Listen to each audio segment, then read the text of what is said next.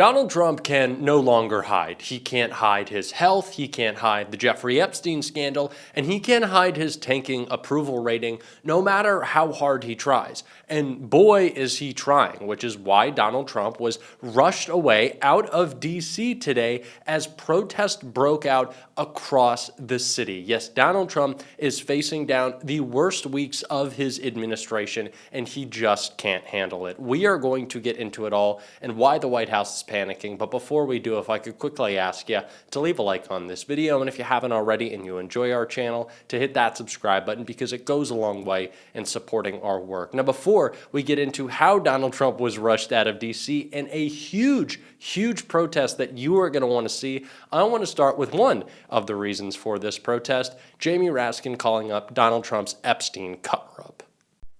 Well, a hoax is a corruption scandal or a crime that Donald Trump doesn't want anybody talking about anymore.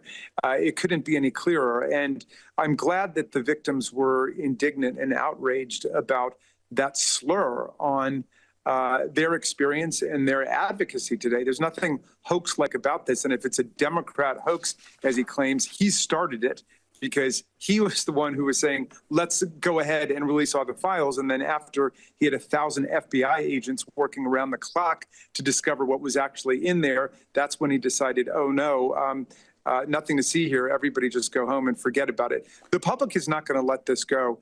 And those files have got to be released. The real question is to what extent they've already redacted or damaged information in there. But we don't need these retread files that they've been sending over the last several weeks. We need the files they're not sending. Those are the ones that we have to demand. MAGA's latest lies covering up the Epstein files are almost laughable at this point. We covered Mike Johnson yesterday saying that Donald Trump is an FBI informant, that he was sharing information about Jeffrey Epstein, that he was reporting his crimes, that he was staying anonymous through the whole process. That's why he was friends with Epstein, which runs completely counter to what Jamie Raskin was just talking about. How can you call it a hoax if Donald Trump was involved in busting Jeffrey Epstein? Wouldn't he then very much know that it's not a hoax? But this is part of a longer plan. I think at this point, MAGA Mike Johnson realizes he cannot coerce, he cannot intimidate or scare Republicans in the House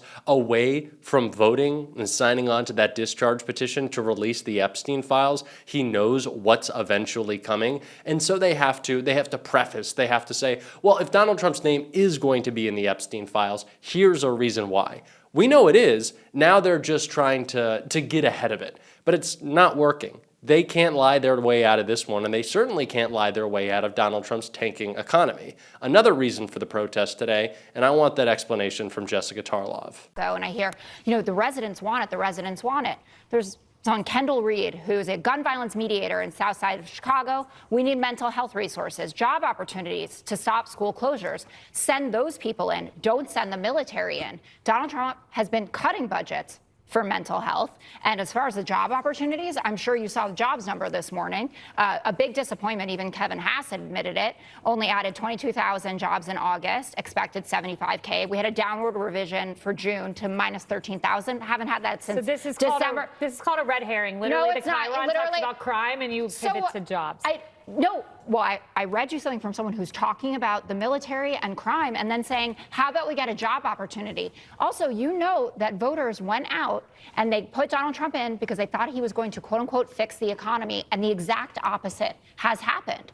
You can make people shoot others less. You can bring down crime by giving people job opportunities and a better economic future. And that's all criminals need is jobs. Right. Because they'll just stop shooting each other if they get a job. Where have you heard that before?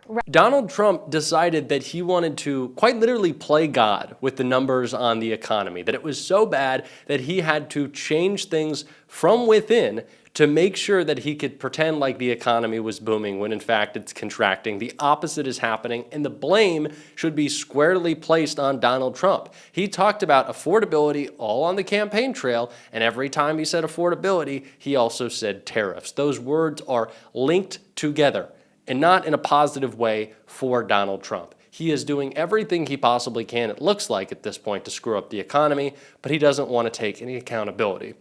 which is why Donald Trump rushed off to his golf club today as protests were breaking out over D.C., and I want to get into it all. Donald Trump's schedule for today has him leaving Washington to go to his golf club because, of course, he never is actually spending any time working, while in D.C. we see protests breaking out. We are here at Malcolm X Park, downtown D.C., massive crowd.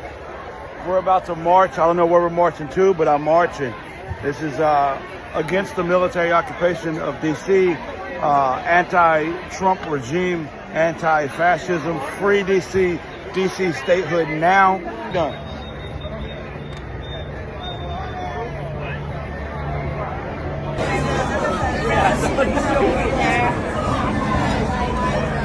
Just incredible scenes all across D.C. of people making it clear that this city will not be taken over by Donald Trump, and this is not going to be a successful first attempt to implement his authoritarian police state, which Donald Trump wants to take all across the country. He's made that clear. On a Truth Social post this morning, he said that Chicago was about to find out why the Department of Defense is now renamed the Department of War.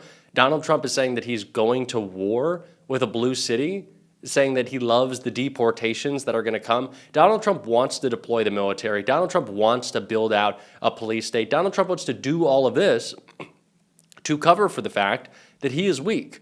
Sure, it's a part of his larger authoritarian plan, but at least some element of this is the ego of it all. Donald Trump even said at the White House last night that after hearing for days on end everyone thought he was dead, dying, out of his mind, that he wanted to put on some stunt that would make the press stop talking about it and make him look tough. It's the reason why they renamed the Department of Defense to the Department of War. And now Donald Trump is going after Chicago. But J.B. Pritzker's not going to let him. And he made that pretty clear right here.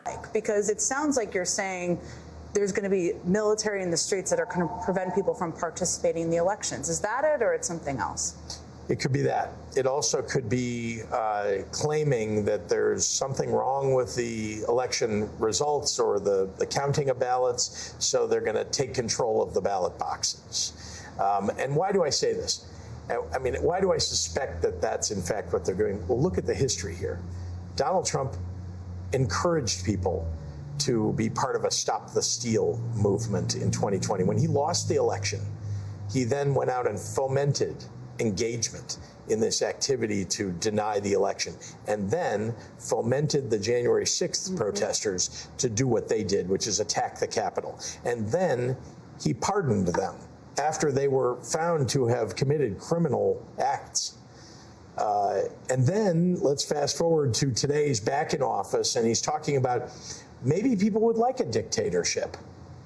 He said that publicly. I mean, that's out loud. You can go look at it. What about his entreaty that, you know, that he believes he's just making things up in his head, that you know, there is fraud going on that has helped to elect people to office. They just recently asked for all of the records of people who voted in Illinois. They want all of the records. Imagine all your private information if you're an Illinois resident who is registered to vote. And they're going to find your home address, perhaps your phone number, your registration, or how you voted last time. This is all what's being requested by the Department of Justice. Think about all those things together. What is the purpose of all of that, if not to focus on interfering with the 2026 elections, which clearly he knows he's going to lose?